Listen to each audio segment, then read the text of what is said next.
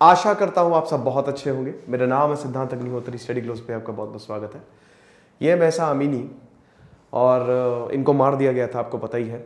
और ईरान में बदलाव आएगा, तगड़ा बदलाव आने वाला है, क्योंकि प्रोटेस्ट रुकने का नाम नहीं ले रहे। लेकिन अभी खबर आई है 15,000 लोगों का मास एग्जीक्यूशन हो रहा है, इनको मारा जा रहा है। इसमें बहुत सारी औरतें हैं, मैक्सिमम औरतें इसमें 70 to 80%।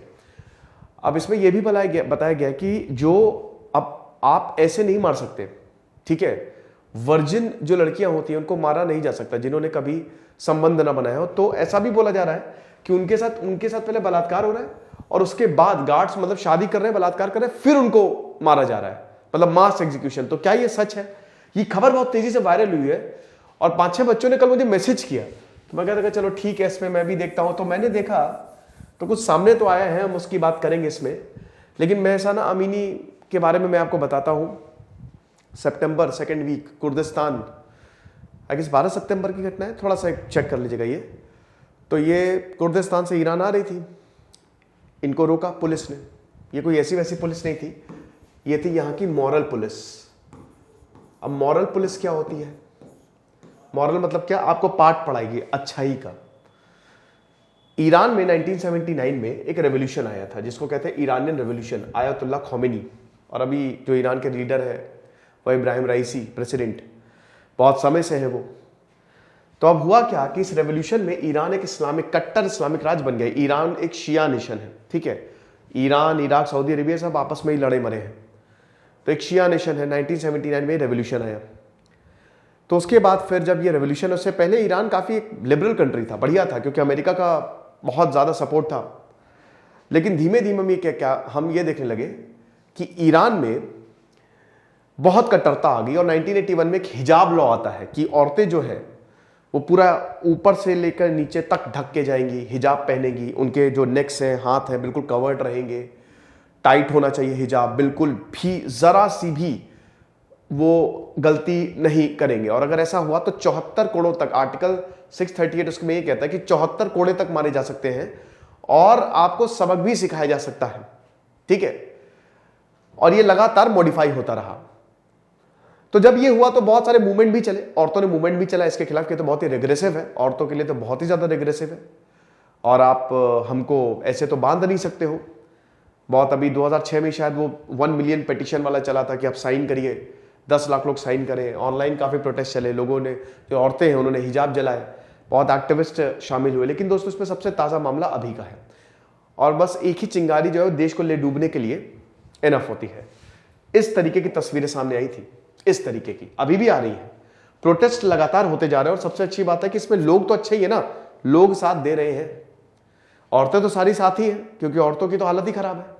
तो महसा अमीनी जो है वो आ रही थी, अब उन्होंने हिजाब पहना नहीं था, ठीक है, या प्रॉपर कवर्ड नहीं था। इनकी मॉरल पुलिस ने इनको रोका, ईरान की, ले गए इंटरोगेशन सेंटर में। इनके भाई और इनके पिता भी साथ थे। जब इंटरोगेशन सेंटर में ले गए, कमरे में बंद किया, 22 साल के थे, सिर्फ चीखें आई बाहर, चिल्लाने की आवाज आई। और उसके बाद कुछ ही देर बाद ये पता चला, 2 घंटे बाद इंटरोगेशन पे, कि ये तो गई, ये तो कोमा में है, हार्ट अटैक हो गया इनका, हॉस्पिटल ले जाया गया, वहां मर गई। अब हॉस्पिटल जब ले जाया गया तो यहां पे ये बोला गया, जो मॉरल पुलिस है, कि हमने तो भैया इंटरोगेशन किया, इनको हार्ट अटैक आ गया, हार्ट अटैक से मर गई, हमने तो छुआ तक नहीं है, हमारे पास कोई हथियार थोड़ी ना होते हैं। वहां के इंटीरियर मिनिस्टर ने भी यही कहा। लेकिन बहुत कुछ हैकर्स ने, जो हैकर एक्टिविस्ट होते हैं, उन्होंने फाइल्स लीक करी थी, इंपॉर्टेंट फाइल्स लीक की, जो सीटी स्कैन है वो लीक किए। एक बहुत ही गजब के डॉक्टर हुसैन, जो इनका इलाज कर रहे थे, उन्होंने फोटोज लीक कर दी और ये साफ साफ जाहिर हो रहा था कि इनको बहुत मारा है। इनको यहां पे सर पे चोट के नीचे निशान थे, पूरा मुंह जो है वो बिगड़ा हुआ था, छाती पे चोट के निशान थे, हर जगह नोचा खसोटा है, बहुत मारा है इनको। एक 22 साल की लड़की को सबने मिलके, आदमी थे उसमें, आपको ये भी बता दूं, मॉरल पुलिस में आदमी ही है। ये हुआ, मर गई इब्राहिम। अनफॉर्चुनेटली 16 सितंबर को इनकी डेथ हो गई। प्रोटेस्ट शुरू हो गए पूरे ईरान में और ये अभी तक चल रहे हैं। भयानक प्रोटेस्ट शुरू हुए और ऐसी तस्वीरें सामने आई, ठीक, औरतें अपना हिजाब जला रही हैं, बाल काट रही हैं, और समझिए कि भयानक, और बड़े बड़े सेलिब्रिटीज का इसमें साथ मिला, पूरी दुनिया साथ है, यूनाइटेड नेशन ने कंडेम किया। अब उसी सिलसिले में 15,000 लोगों को अरेस्ट किया गया, उनको जेल में डाला गया। इसमें एक्टिविस्ट थे, महिलाएं थी, बच्चियां थी, बहुत थे, क्योंकि हिंसक हो गया ये मूवमेंट हिंसक भी हुआ, प्रदर्शन भी हुआ, और सबसे बड़ी बात है स्टेट ने वायलेंस किया। यहां पे ईरान ने भयानक हिंसा की है, टीयर गैस छोड़े, गोलियां चलाई, बहुत दिक्कत, जाने भी गई कुछ। तो अभी क्या हुआ कि अभी हाल ही में ईरान जुडिशरी ने यह डिसीजन दिया कि जो एक राइटर है, एक दंगाई है, उसका मौत की सजा सुना रहे हैं। तो खबर यह फैल गई कि 15,000 लोगों को मौत की सजा सुनाई गई, हो भी सकता है, लेकिन अभी फिलहाल इसकी कोई पुष्टि नहीं है।